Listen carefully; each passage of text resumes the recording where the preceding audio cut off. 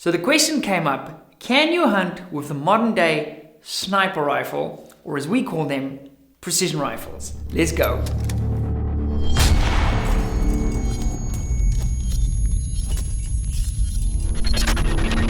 So I always read your comments below the video, so please make sure you do leave me a comment on this video to let me know what sort of your thoughts are. Now, this comment I saw, the guy said, shoot steel, not brothers, and he felt the need to tell me he's unsubscribing. Then one of our other regular commenters, Rick, said it's quite difficult to eat steel, or his exact words was, you can't eat steel, and then he said hamba, okay, which basically means scrap. Okay, then the guy said, and this is the comment that sparks this video, precision rifles plus hunting equals wanting to kill for the sake of killing. It's not hunting when you go there. That doesn't make sense at all. And the reason that doesn't make sense at all is this, for me, is as precise as I can possibly be. Why would I want to go hunting if I don't give myself the best possible opportunity to put around exactly where I need to go? The fact that whatever I do decide to carry into the hunting environment, that's 100% up to me. Whether I try and do that with a state-of-the-art compound bow, you could make the same argument that we should have string bows. Or we should run the animals down and then bash their heads in with rocks, which is an epic visual, if you think about that. But it really doesn't make sense that you can't take a precision rifle. What difference does it make what the rifle is housed in? The bullet is going to exit the muzzle at the same velocity, okay, whether this rifle is housed in an aluminium chassis, as is this one. This is an MDT ACC chassis with some bits and bobs to make it sort of in a match configuration. This is very much designed to shoot matches, but you can hunt with it. But whether this rifle was in its synthetic stock that it came with, okay, which massively reduces the accuracy of this rifle, okay, because it's very cheap, it's flexible, it's actually down there in the cupboard, it's junk, okay. That doesn't affect, though, how quickly that bullet is going to exit the muzzle. What it does affect is my ability to put that bullet where I want it to go. Now, why does having my rifle in a precision rifle chassis, and I'm going hunting with that, equal killing for the sake of killing? That is a very, very dumb comment to make. And I'm super glad that that specific individual unsubscribed from the channel, because that's not in line with what we know is the truth, okay? Everybody's entitled to their opinion. It doesn't make him right, though. Anyway, so there are very much, however, some negatives with regards to hunting with the rifle in said configuration, because it was not designed to be a hunting rifle or a hunting package with this specific chassis. Number one is obviously the obvious, the weight. This optic is phenomenally heavy. This chassis is heavy. It's aluminium, okay? It's got sharp corners on, which is uncomfortable to carry. It pokes you in places you didn't know you could be poked or wanted to be poked. And you don't want to be poked by sharp aluminium objects. It's very cold.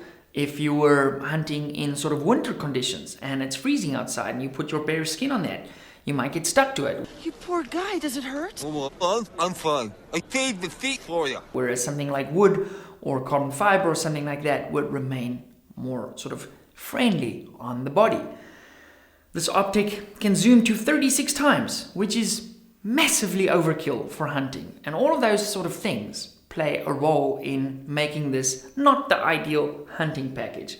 Having said that, all of those things also add many benefits to this fact that my rifle is more accurate. I'm familiar with this platform. I shoot this platform thousands of times every year, whether that's physically firing live rounds during competitions or doing dry fire repetitions. I know exactly when the trigger is going to break.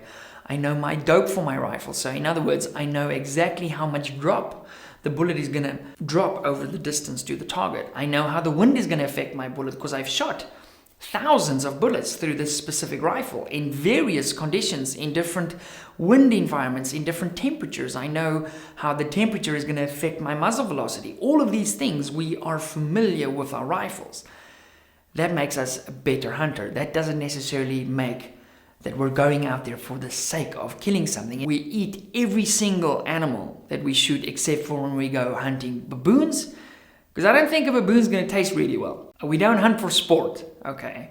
Hunting can be classified as a sport, but it's not an activity. I don't get enjoyment out of killing an animal.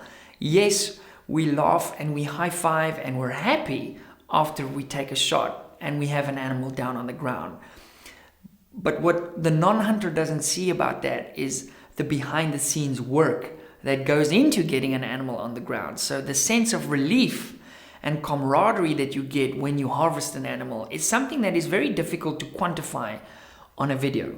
So keep that in mind when you see us high-fiving and stuff. It's not like we're celebrating murdering something. It's the fact that we're celebrating a successful hunt, and it's a sense of relief for the same reason you high-five each other after you win a rugby match or a football game or whatever. You're not proud of the fact that you destroyed the competition. Well, maybe you are, but you didn't murder them. You're proud of the fact that your team worked together and your strategy paid off. That is what gives you that sense of fulfillment, at least for me it does. So I don't think having your rifle in a competition chassis makes you a murderer and going out for the sake of killing. It is certainly going to give me the best possible opportunity to put a round where I wanted. And even with all those things in my favor and the few negatives of carrying something that's a little bit heavy, obviously I don't take it in its current configuration. I strip all the weights off, take all the extra bits and pieces like this dope card holder. By the way, I'm not mad about this dope card holder from NDT. It's a little bit clunky. It gets in the way. So I don't think I'll run that again. But it's nice for like long range matches, but for precision rifle matches, I think, yeah, in fact, I think I'll run this for long range matches exclusively now on. I want something a little bit softer that if I'm going through something, it will sort of just go out the way and not get in the way. So with all those things, you know, all the dope, I know my rifle, everything, we can still make mental errors with regards to hunting. And, you know, I clipped the branches in one of that specific video the guy actually commented on. You know, I clipped the branch and I missed a shot that should have been the easiest shot in the world. With all of that said, I think it really doesn't matter what your rifle looks like with regards to a hunting rifle. If you have the money for one rifle, you're shooting competitions, but you also want to go out hunting, you take what you have, whether it is in this stock or goes into another chassis system or whatever the case may be down the line.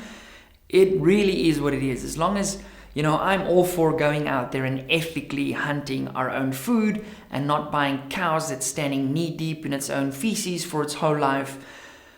That's the way I want to consume my meat. You can taste the difference, you can feel the difference, and the sense of giving somebody a parcel of meat after they come for a braai or whatever the case may be, that you harvested yourself, and you know when you're eating that kudu burger, this kudu took me 2 days to find and to execute my game plan on this kudu to get it down, and I was there with my brother, and it brings back all the memories. That, to me, is what hunting is all about. And how your rifle looks like when you decide to do that is completely irrelevant as far as I'm concerned.